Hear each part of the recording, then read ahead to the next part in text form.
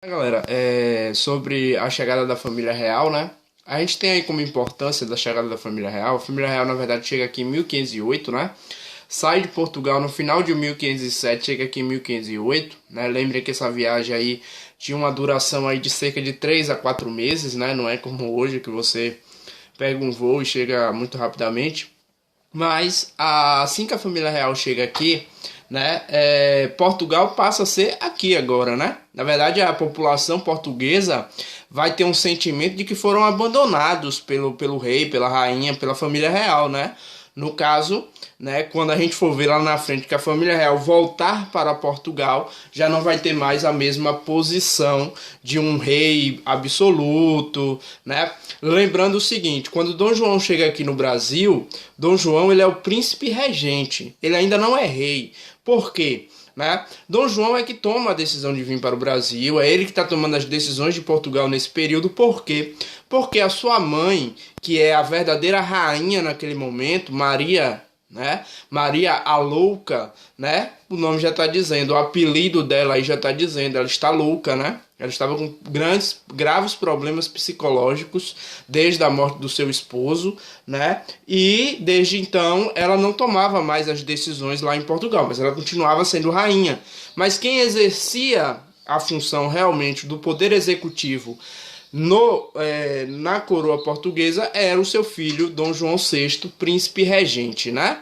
Então você tinha aí, Gasparzinho ali abrindo a porta, né? Mas você tinha aí, então, no caso, Dom João como príncipe regente. A gente vai ver que Dom João vai se tornar rei aqui no Brasil, certo? Quando a sua mãe vem a falecer, de fato, ele se torna rei de Portugal. Mas nesse momento ele é príncipe regente, exercendo a função da rainha que não tinha condições de exercer essa função. Então, quando ele chega no Brasil, em 1508, junto com a família real, junto com mais de 15 mil, mais ou menos 15 mil pessoas aí da coroa portuguesa, funcionários, familiares de funcionários e tudo mais, são estimados aí que tenham chegado aqui no Brasil nesse momento, cerca de 12 a 15 mil pessoas nessas embarcações que vinham escoltadas pela coroa inglesa, né? A marinha inglesa, a maior marinha do mundo, veio escoltando a família real de Portugal até o Brasil, né? Nessa toada, protegendo a família real de possíveis ataques das tropas francesas, né? Quando chega aqui no Brasil, em 1508, a primeira atitude de Dom João já muda um pouquinho da nossa história, né? As atitudes que Dom João vai tomar aqui no Brasil, na verdade, vão ter características, né? Vão acelerar o nosso processo de independência. Por incrível que pareça, a família real estando no Brasil, ela não atrasa o processo de independência. Pelo contrário, ela acelera esse processo de independência. Por quê? Porque ela vai dando características de país, de nação ao Brasil. Ao chegar aqui, a primeira atitude que Portugal toma, que Dom João toma, é o quê? A abertura dos portos, né? Essa abertura dos portos é, na verdade, a quebra do pacto colonial. Ou seja, se antes o Brasil cumpria um pacto colonial, que a gente viu lá no período colonial, o Brasil só poderia comprar e vender para a sua metrópole, e isso está instituído lá no mercantilismo, o mercantilismo que era a forma econômica do absolutismo, era a parte econômica do absolutismo, o mercantilismo.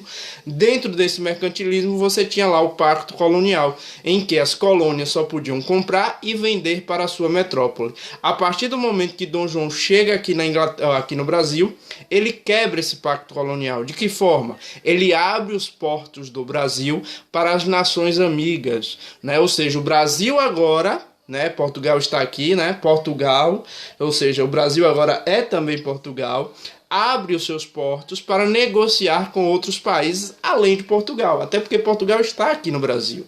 Então, a partir desse momento, o Brasil começa a negociar com países ali como a Holanda, como a Inglaterra e países que eram considerados amigos de Portugal, principalmente a Inglaterra, que vai lucrar com isso tudo, né? Só que o Brasil aí já está tomando características de nação, né? colônia não faz comércio além de sua metrópole. O Brasil já está começando a fazer a partir da abertura dos portos. Em 1808 também é criado um Banco Nacional, o famoso Banco do Brasil, né? Se você deve ao Banco do Brasil, ele foi criado lá em 1808, né? Justamente um Banco Nacional. Colônia não tem Banco Nacional, então o Brasil já está tomando característica de metrópole. É criado o Banco do Brasil em 1808, que é uma outra característica que está empoderando o Brasil, que está dando força ao Brasil para lá na frente, um pouquinho depois, declarar a sua independência com Dom Pedro I. Então essas são as duas primeiras atitudes em 1508, abertura dos portos e criação de um Banco Nacional. E isso é característica de metrópole. Então o Brasil está ganhando características de metrópole. Beleza?